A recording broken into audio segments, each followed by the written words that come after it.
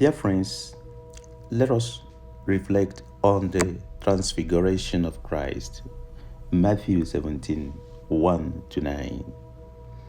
On the high mountain, Jesus Christ was transfigured before Peter, James, and John. The presence of Moses and Elijah confirmed him as the fulfillment of the law and the prophet. Today, the Father still speaks. Listen to him.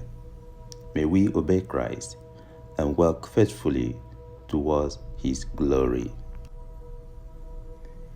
En la alta montaña, Jesucristo se transfiguró ante Pedro, Santiago y Juan.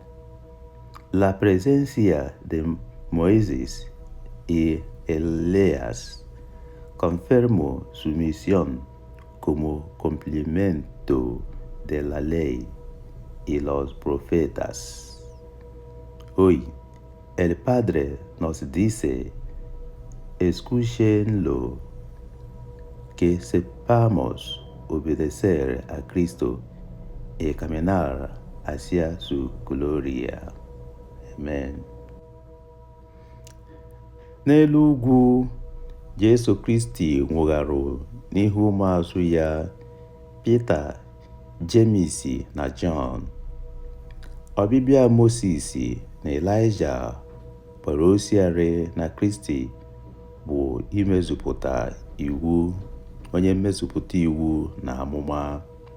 Tata, Chukwu Nna ka na-agwa anyị, geenụ ya ntị.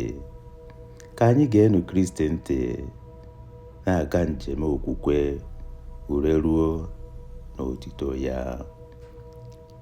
Amen. God bless you. Dios te bendiga. Chineke gọzie gị. Amen.